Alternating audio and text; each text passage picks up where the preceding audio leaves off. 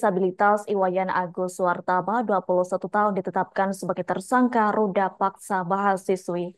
Adapun Agus Buntung sebagaimana dia kerap dipanggil, mengaku bahwa dirinya merupakan orang yang dijebak. Awalnya dia meminta bantuan kepada seorang perempuan untuk diantarkan ke kampus, namun rupanya dia berhenti di salah satu homestay di Kota Mataram, NTB. Terkait hal tersebut, informasi selengkapnya akan disampaikan langsung oleh rekan wartawan Tribun Lombok. Andi Hujaidin, silakan untuk laporan lengkapnya. Ya, baik, terima kasih rekan Nadila. Selamat siang Tribuners dimanapun Anda berada. Benar sekali bahwa pria disabilitas yang bernama Iwayan Agus Suartama telah ditetapkan sebagai tersangka atas kasus ruda paksa mahasiswi di Mataram, Provinsi Nusa Tenggara Barat. Sebagaimana pengakuannya untuk membela diri, Agus mengaku bahwa dirinya merupakan orang yang telah dijebak. Awalnya dia hanya meminta bantuan kepada seorang perempuan yang ditemuinya di Teras Udayana, Kota Mataram, untuk mengantarkan dirinya ke kampus. Namun menurut pengakuannya ternyata dia berhenti di salah satu homestay di Kota Mataram. Ia kaget dengan diberhentikan di lokasi tersebut. Kemudian ia hanya mengikuti saja keinginan dari si perempuan dan juga menginginkan agar segera pergi dari lokasi tersebut. Setelah berada di dalam homestay, Agus membeberkan bahwa dirinya melakukan persetubuhan dengan perempuan tersebut.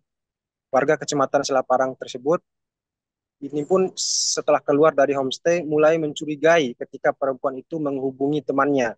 Ia mengaku saat itu tengah dijebak dan tidak berani berkata-kata satu kalimat pun dan hanya melihat pertemuan dan percakapan dari perempuan tersebut bersama teman-temannya. Kemudian Agus pun menyangkal bahwa tuduhan dirinya yang melakukan kekerasan seksual terhadap perempuan tersebut tidak benar. Ia mengaku kondisi fisik yang kurang seperti kedua lengannya yang tidak dimilikinya mustahil bisa berbuat seperti itu. Bahkan ia membantah adanya dugaan hipnotis terhadap perempuan yang memboncengnya tersebut.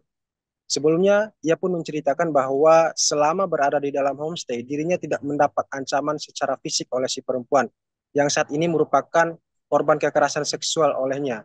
Bahkan ia pun takut melawan dalam kondisi seperti itu, sebab ia mengaku saat itu tidak berbusana dan akan malu jika didatangi oleh orang lain. Tribuners, sebelumnya mahasiswi korban kekerasan seksual pria difabel mengungkapkan perbuatan tersangka Iwayan Agus Suartama kepada dirinya. Diberitakan sebelumnya melalui pendampingnya Ade Latifah Fitri, korban mengungkapkan bahwa pelaku dan korban merupakan dua orang yang sebelumnya tidak pernah saling bertemu. Ia mengatakan bahwa pada saat awal bertemu, semua berjalan normal. Tersangka mengajak si korban berkenalan dan mengajak ngobrol. Kemudian menanyakan tentang identitas korban. Tetapi pada satu momen di mana tersangka dengan sengaja menunjukkan sepasang kekasih sedang melakukan aktivitas seksual di ruang publik di Taman Udayana sehingga korban menjadi kaget. Lalu Tribuners, si tersangka mengajak si korban untuk berpindah posisi ke belakang yang di mana tidak ada pantauan CCTV di lokasi. Dalam perjalanannya ke bagian belakang, tersangka mulai menanyakan hubungan korban dengan masa lalunya. Dengan memanfaatkan posisi lemas korban tersebut, tersangka mulai melakukan tindakan kejahatannya, seperti mengintimidasi korban sehingga mengikuti semua kemauannya. Dengan memanfaatkan kelemahan korban tersebut, tersangka melancarkan aksinya hingga korban merasa dirugikan dan trauma dan akhirnya melaporkannya ke aparat kepolisian. Demikian laporan di Mataram. Rekan Adila, kembali ke studio. Baik, terima kasih untuk informasi lengkapnya. Silakan bertugas kembali. Tribuners, berikut kami tampilkan wawancara bersama Iwayan Agus Suartama selaku terduga tersangka kasus ruda paksa. Berikut untuk tayangannya.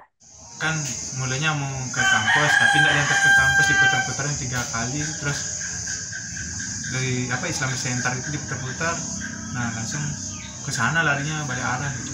Balik arah itu homestay itu? Ya.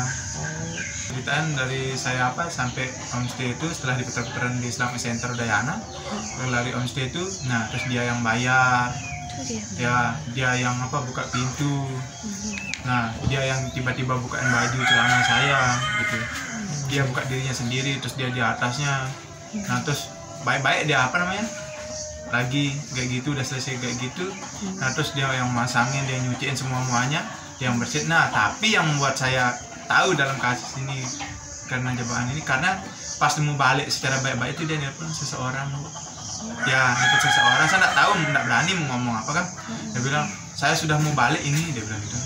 Terus saya tiba-tiba saya gak dimarahin, kenapa kamu bisa naik di sini, apa alasan naik di motor ini, dia bilang gitu.